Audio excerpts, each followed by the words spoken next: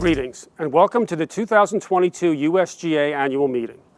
My name is Chris Fraser, Secretary and Chief Legal and People Officer for the United States Golf Association, and it is my honor to open this year's annual meeting with the business portion through which the member clubs of the USGA elect Executive Committee members.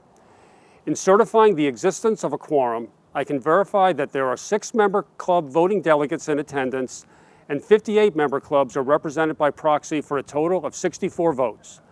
Based on the number of member clubs represented, a quorum is present. Having received the report from the nominating committee, it is my pleasure to state that the following individuals have been nominated for election as members of the Executive Committee. First, the following 3 members have been nominated to serve a second term, all ending at the USGA annual meeting in 2025. Fred Perpall of Dallas, Texas, Tony Anderson of Chicago, Illinois, and Deborah Platt-Majoris of Cincinnati, Ohio. Also, 2 people have been nominated to serve a first term on the USGA Executive Committee, with terms ending at the USGA's annual meeting in 2025. Sinclair Eady Jr. of Baltimore, Maryland, and Kevin Hammer of Boynton Beach, Florida. I have confirmed that no other nominations have been received.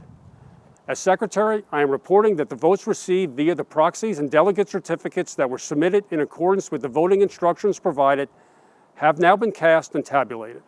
Based on the vote, each nominee for election to the Executive Committee has been elected. Please note that USGA President Stuart Francis will serve the 3rd year of a 3-year term in 2022, based on his election in 2020. In addition, Fred Perpall has been confirmed as President-elect. The other Executive Committee members, as you will see on your screen, are also serving multi-year terms.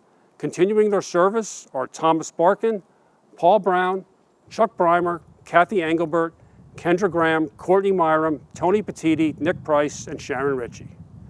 At this time, the USGA business meeting is officially adjourned. Thank you, and please allow me to be the first to congratulate our new USGA Executive Committee members. Please join me also in extending our deepest appreciation to Mike Bailey and Stephen Beebe, who have successfully completed their terms as USGA Executive Committee members. Their contributions have been significant and meaningful, and we cannot thank them enough for the countless hours they have dedicated to the USGA. And now, please welcome USGA Senior Director of Communications, Beth Major. Thank you, Chris, and congratulations to all. In a normal year, we'd be gathered together and eagerly anticipating comments and perspective from our leadership about the state of the USGA. While Omicron might have had other plans and kept us from gathering in one place this year, we still wanted to hear from those leading the USGA. It's not perfect, we'd much rather be together, but this is the next best thing. We are so grateful to everyone for their understanding and ongoing support, and for joining us today. It's my pleasure to welcome USGA CEO Mike Whan, USGA President Stu Francis, and USGA President-elect Fred Perpall, who represent the next 4 years of leadership at the USGA. Together, we look forward to discussing the state of the USGA with you all today. Stu, let me start with you. Coming out of a very challenging 2020, I think we were all eager to see what 2021 would bring. Could I ask you to offer some personal reflections on the past year? Absolutely. 3 things come to mind directly when I think about 2021. First, the championships. We returned to a full schedule of all 14 championships. We welcomed back spectators to the Opens, the amateurs, etc. And third, we had both the Walker Cup and the Curtis Cup competed in this past year. Very special events, and the U.S. won both of those competitions. Secondly, the global impact that golf has around the world. The game has continued to grow at the recreational level given some of the Omicron challenges, and we're at an all-time high in terms of participation. We also rolled out the World Handicapping System, which had its first full year in place. Currently, we now have 111 countries participating, a number we hope that will continue to grow. And it has achieved exactly what we had hoped. One global handicapping system, uniting the game around the world and helping demonstrate how much fun and engaging golf can be for people of all countries, nationalities, and genders. The third is ushering in new leadership. CEO Mike Whan. We're incredibly excited about Mike joining us. In our view, Mike was the perfect choice for the next CEO of the USGA. He has a high level of energy. He's extremely well known and well respected in the golf industry and can work well with all the golf leaders around the world.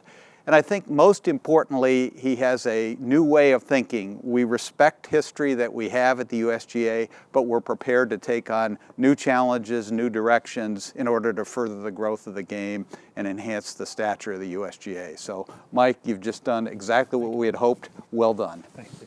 Hear, hear. Fred, could I ask you to share some thoughts on Mike joining the organization from an executive committee perspective? Thank you, Beth. This has been an awesome experience for me so far in my first 3 years. And getting to work with Mike has been just a personal point of pride over the first few months. Mike has an unbelievable amount of energy. And I think the ability to breathe new life in a lot of the initiatives we're working on, but also to simplify and clarify what we're working on. It's just been fun to watch Mike work. And as you know, clarity creates confidence. And I think we all feel a lot more confident at the USGA, at the executive committee level, working along with Mike. Beth, I guess I'd like to ask you, how has it been from a staff perspective working along with Mike? It's a great question, Fred, and it has been truly an energizing, eye-opening, it's been an overall wonderful experience. I've been fortunate to know Mike for quite a few years when he was with the LPGA through the Women's Open and Girls Golf. But to have him join us, for myself, for all of my teammates on the USGA staff, it really has been an incredible experience and one that we've so greatly enjoyed. I think that I would probably point back to November. We had a town hall, which, in years past we have called the USGA Town Hall. And when Mike and I started to talk about November's episode, he was very, very clear that he wanted it to be transitioned to Camp 1894. And, when you think about camp, you think about fun, you think about togetherness, and that's really what it was. When we got together in November, we had not, as a full staff, been together in probably close to 2 years as a result of the pandemic. So to be back together in Liberty Corner and to be in a tent on the front lawn was wonderful. But, I think as people started to arrive, rock music, pumping out of the speakers. Some reggae. A little reggae, which was also very enjoyable, particularly on what I recall to be a very chilly November morning. But for a lot of folks, this represented a real shift in terms of how these gatherings came to be and what the message and purpose around them was. So I think for those who might have come into the day with the pulsating music, wondering, gosh, just what am I about to experience? I think to a person, everyone walked out with a great sense of the excitement and where we were headed as an organization, and we're so energized by that session. So it's something that we have all carried forward in the months since. Please tell me we're going to talk about something other than Mike. Well, to be fair, you have had to sit and listen to us sing your praises without speaking for a little while. You know how well I sit and listen. Exactly. So it's only fair to give you a chance to chime in. It strikes me that a lot of the media coverage from your time at the LPGA focused on your impact on the organization, but I've heard you say many times how much the LPGA changed you. Along those same lines, I frequently hear how much Mike Whan will change the USGA. Can I ask you to comment on that and then also just generally reflect on your first 7 months at the USGA? Thanks, Beth. Yeah, it's a misnomer that Mike Whan impacted the LPGA. Nothing could be farther than the truth. The LPGA impacted Mike Whan. It changed me. I've got teammates there that'll be my friends and my teammates the rest of my life, and it made me better. I enjoyed the players, I enjoyed the partners, I enjoyed the staff, and really that's what I'm most excited about at the USGA. New teammates, new challenges, new partners, and I know it'll change me once again. I know that I'll have some impact on the USGA, but more importantly, the USGA will have an impact on me. I'm wearing a blue blazer. I'm coming around, but it's an exciting opportunity for me. It's I'm 57. So I said to myself at age 57, I got one more, swing at the plate, and I love this game. It's been a part of me. I used to cut greens and fairways as a kid, and I'm excited about being a part of an organization that has this much impact on the game of golf. Mike, usually if we were gathered in a full annual meeting, there would be a period where we would discuss financial perspective of the USGA, the past year, and our overall financial health. Can I ask you to provide some thoughts in this area? Sure. First, I would say I'm probably the one most bummed out that we didn't have the annual meeting the way it was, because it would have been great for me to meet 600, 700, 800 of our closest friends, and I really look forward to doing it together in 23. So it's not too early to start getting excited about doing that in the future. Financially, what I would say is I think most know that the USGA is in a good spot financially, but if you were in the business of organizing players and fans from around the world in 2020 and 2021, suffice it to say that you were pandemically challenged, and as were we. So, you know, the bottom line is, from a pure operational standpoint, we lost significant money in 2021, but credit to the team that I had nothing to do with. We had an insurance policy that included pandemic coverage, and insurance really helped us make sure that we were able to continue all of the plans. As Stu said, come back to play 14 championships last year and 15 this year with the addition of the Adaptive Open. So good insurance policy got us through an otherwise really difficult year. And to Fred and Stu's point, we brought some fans back together in 2021, but certainly not the level we're used to at the USGA. So while it was great to be in Torrey, it was great to be at Olympic. I can't even imagine what it's going to feel like at Pine Needles and at the Country Club when you start to see tens of thousands of fans be part of our championship. So we're fine. We're financially healthy enough that I've said many times, and you've heard me say this, we have no excuses. We have enough financial stability, we have enough talent on our executive committee to do the things that this game needs for the next generations, and we need to be fully committed to it. We have no reason why the USGA can't leave this game better for the next generation of golfers. That's very well said, Mike. I referenced Camp 1894 earlier. And Still have your hat? I still have my hat, All right, and I believe I have a sweatshirt as well. Good. But in addition to all of the excitement and the fun of being together, there were some really important messages that came through that day. Would you mind sharing a little bit of the why and the what you shared with our audience today, which includes, the audience here with us today not only includes many of the teammates who were with us on that day, but our colleagues from the Allied Golf Associations, host clubs, committee members, volunteers, competitors, really the stakeholders for whom the USGA is so dependent and so dear to.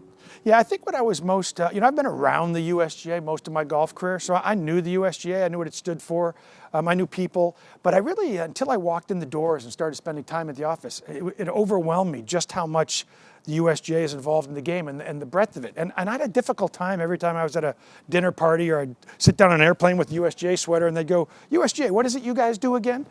And I'd find myself rambling because I had so many things I wanted to say when I got asked that question. So we talked about at Camp 1894 that externally the world will know us as the USGA, United States Golf Association. Internally, we're going to think about it slightly different. USGA is going to stand for unify, because first we unified the game. Handicapping system, GIN, course ratings. We help people all around the world play this game together. And I don't care if you're talking about basketball or baseball or football, you couldn't be 42 years old and in another country and pick up a game and feel like you could compete together. But that's what we do when we unify the sport. Whether you're a young boy, an older female, whether you're a professional or amateur, we can play together. We can play together because the USGA together with the RNA unifies the sport all around the world. So we think of the U as USGA as unifying.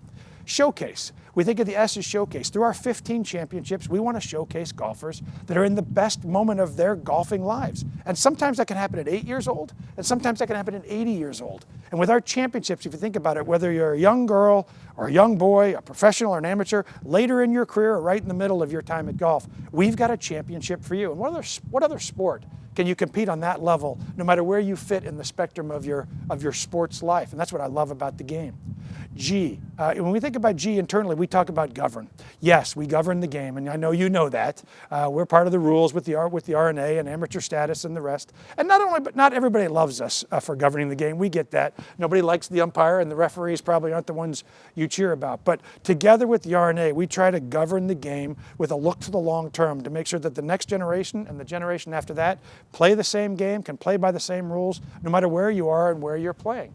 The last one is advance. The USGA internally, when we think of A, we want to think about advancing the game, leaving the game better, not for me, not for my kids, but for my kids' kids, 30, 50, 100 years from now. We need to be the group thinking about the future generations of the game of golf. We do that in a lot of ways. We get behind girls golf and drive, chip, and putts and PGA Junior Leagues. But you're going to see from us over the next couple of years what we call big, bold leadership initiatives. Some big initiatives that we're going to spend decades on, not months, not weeks, not years. We'll spend tens of millions of dollars. We'll be that committed. Things like water needs on a golf course, things like creating an elite pipeline of American golfers, things like getting to the stage where we can endow our amateur championships so financially they'll never be challenged. So that's a lot. You know me, you made me sit too long, so now I had to talk. So unify, showcase, govern, and advance with some big leadership initiatives that'll leave the game better for the next 50 to 60 years. Mike, you mentioned, as you talk about USGA, you talked about govern. And there's clearly a lot of interest and questions around distance. Really? A few. Okay, got it. Can I ask you to discuss next steps and expectations for 2022? Yeah, it's funny. I would say to you, since I've been here about 7 months, my thoughts on both the process and where we were in distance is very different from the reality. So maybe let me just take a second to make sure you understand that we have set out on a long-term, transparent approach to address the distance impact over the last 100 years. Not in the last 10 days, not in the last 10 months, not even in the last couple of decades. But over the last 100 years, we've seen this consistent increase in average driving distance, which has meant a consistent increase in how long a golf course has to be and maintained and played. And there's virtually no way to look at those long-term trends and think that 100 years from now, we're not going to be in a whole nother place. That actually could hurt the game for future generations. But we're not changing that overnight. Nobody has to worry about what's going to happen tomorrow. So what we did is we announced we were looking at distance. Soon after that, we announced a bunch of areas in which we were looking at distance. The whole goal of this process is to never surprise anybody. Keep telling them where we are. In the next month or two, you'll hear our next release on distance where we'll say to manufacturing partners and others around the business, we're really looking here specifically in a couple of 3 areas as opposed to across the board. We'll stop for 5 or 6 months. Listen to the feedback. Talk to people about those areas. After that time, we'll come back and take that one step farther. This is going to be a multiple year process, not a multiple week or a multiple month process. So I was born with a lot of talent, but patience wasn't one of them. So I got to learn to be patient because at the end of the day, we want to make sure that we address this long-term concern, but at the same time, we don't want to put a wet blanket over innovation. We know that the game right now is as good as it's been in a long time. We're not going to get in the way of that. We're going to foster that. So by taking a slow, methodical, transparent process, we may not get there tomorrow. And for all the distance fanatics saying, where are you? Come on, come on. We're going to get there, but we're going to get there in a way to make sure that the game is stronger and more supported both today and long term. Very well said. Stu and Fred, I'd like to call out 2 more parts of what Mike mentioned within USGA and ask for your thoughts. Fred, why don't I start with you? Can you talk a little bit about what unify within USGA means to you? Yeah, thank you, Beth. And first off, I love that frame. It's one of the things I was talking about earlier, this power to clarify and to simplify. For me, unify really means working across all of the golf with all of our partners in the industry, our AGGAs, the AGAs, the R&A, the tours, to really collaborate. This game belongs to all of us. And so it's important that we have an open sort of pipeline for ideas and that we take the best from all of our perspectives and bring them together.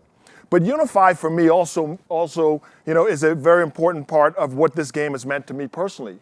This game literally provides us with the intimacy and the platform to form relationships, to not only improve our lives, but to have intimacy with others, and so that we also improve our community. So unify for me is a very important frame. Excellent. Yeah, Fred, I think we all, for everything that the game benefits, or the benefits that it provides, the connections and the people part of it is always just such a critical part. Absolutely. Yeah, very much. Stu, when you hear Mike talk about advance within USGA, what goes through your mind? Well, I think we have 3 things that are important. The green section, youth initiatives, and a game that really we want to sustain and grow going forward. The green section, we're taking fundamental research, applying it to golf courses and agronomic purposes around the country and around the globe so that we can really get ourselves in a position to have golf be a more sustainable sport going forward, particularly in this time when rain, particularly in the western regions, has become much more scarce. Youth initiatives, we spend a significant amount of time helping youth come into the game of golf. We're the largest donor to the First Tee of all organizations. We do a host of things with AGA, LPGA, USGA Girls Golf, and we've really brought in a host of new players into the game, and our work now is to continue to do that and have them stay in the game. And finally, I think we led the way, but we work closely with all the other organizations in golf to really make sure that golf came back from the pandemic slowdown in the right cadence and got ourselves in a position where golf was really proven out to be one of the best activities that you could undertake. You know, if you think about some other sectors that came back in a different way, hiking, for example, you know, golf came back in a much better way than hiking in terms of crowding out all the trails and having to be shut down. Golf really did it right, and golf respects the rules and the way to do things. So that's what I'd say. Mike, do you want to build on Advance and what that means to you as well? Particularly, you know, I know we've talked quite a bit about coming out of the pandemic and the momentum that the game has. Yeah, I think Advance, when I think of Advance, I think of responsibility. I mean, I think we have the baton in our hands now, and we won't have the baton in our hands forever. And, you know, our job is to run as hard and as fast as we can with that baton, make a difference. And then when we start slowing down, slap it in the hand of the next person who can run just as hard. So it would be a shame for us to sit in these positions of authority on a game that we all love and has been part of our life and will be a part of our life, and not push to make it better. Stu said something at the beginning. I promise we're going to respect history at the USGA. We not only respect it, we preserve it. You know, we invest millions of dollars in museums and artifacts just to make sure that people don't miss the game. But we got to make sure that we're bold enough to make some history too. And I think the golfing world counts on us for that. And so you're going to hear us talk about some of these bigger initiatives, whether it's Team USA to build kids from age 11 to 17 and build this pipeline, whether it's 15, 30, 45. In 15 years, we'll commit $30 million to try to reduce water needs on a golf course by 45%. I don't know if we'll get there, but we're going to get awful close trying. Because these are big things that the sport needs us to care about. So I can promise you that as long as the baton's in our hands, we're going to run hard. And when we think we're running out of steam, we're going to put it in somebody else's hands. But and we're going to need to do that with our partners. You know, whether to Fred's point, whether you're an Allied Golf Association, one of our other stakeholders in the game, a fan, or just somebody who's following us on a GIN handicapping system.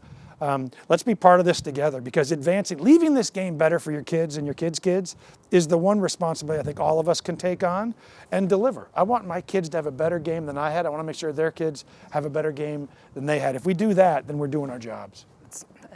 That's going to be pretty easy for my kids to have a better game than me.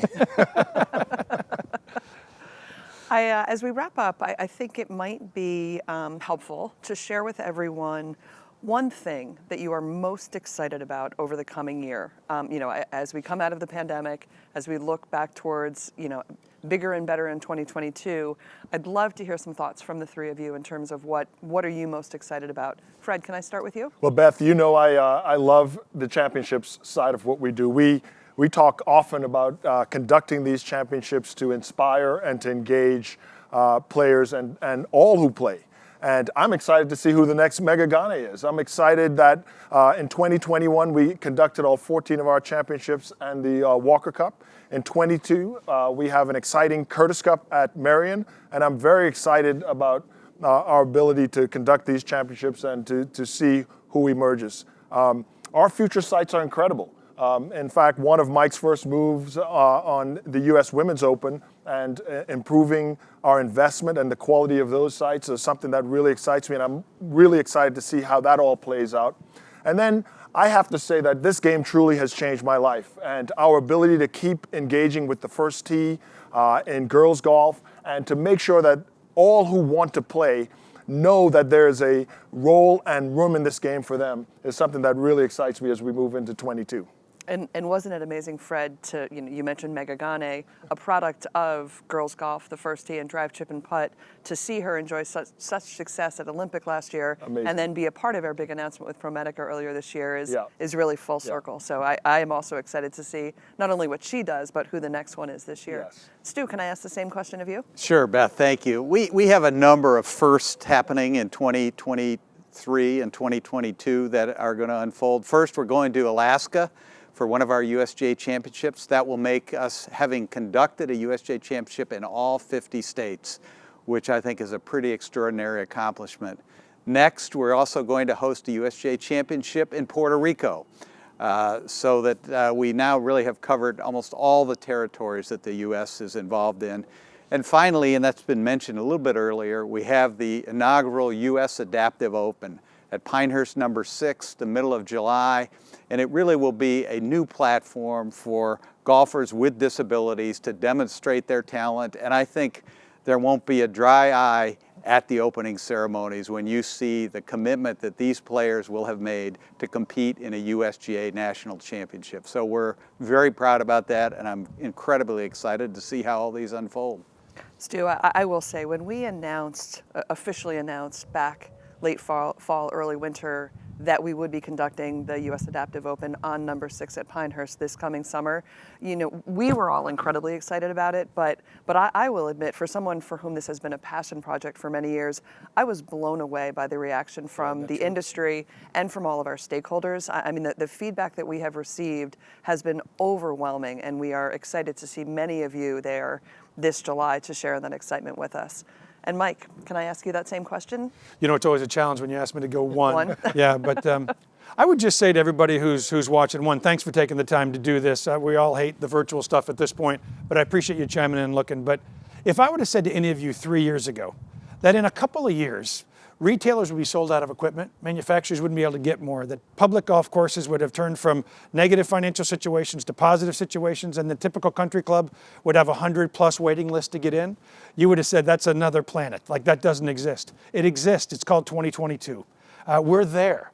37.5 million people loving this game every year. A third play it on green grass. A third play it in simulators and Topgolf and driving ranges, and a third play it in both. 37.5 million people loving this game at a rate we'd never seen before.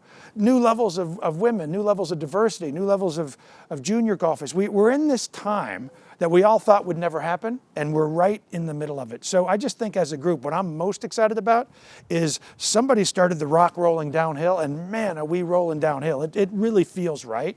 And for the first time since I've been in the golf business, which is a long time, the level of collaboration among the different stakeholders of this game is at a level it's never been at. Whether you talk about Make Golf Your Thing and the diversity and equity initiatives that we did together with all of the different stakeholders, whether you talk about how we got together to work on the Olympics, whether you talk about how we get together to grow the game, and we're all involved in everybody else's Grow the Game initiatives, it's really a special time. And I just hope that everybody who works in the golf industry doesn't miss this. We're all so type A. We just finished 3 days of meetings with all the things we got to do and figure out and strategies. But in the middle of all that, let's just take a minute to step back and realize that this is a magical moment. And we got here because we were prepared to get here. And now let's be prepared to be collaborative for the next 5 or 10 years, because all these new faces that have joined the game, they're going to decide in the next 18 months whether it's their sport or it was just a pandemic thing. Let's make sure that they feel welcome enough that this is their sport. I think you have gotten a sense today about the excitement that I mentioned earlier. There is a lot of it at the USGA. Certainly there is a bright future for the game. There is a bright future for those who come to watch the game, a bright future for those who enjoy playing the game, and certainly at the USGA we are very excited about this future. We look forward to sharing this excitement with you throughout the year and look forward to seeing many of you in 2022. To echo Mike's comments, we thank you for joining us today, and we very much look forward to seeing you in person during 2022. Thanks so much. Thanks, Beth.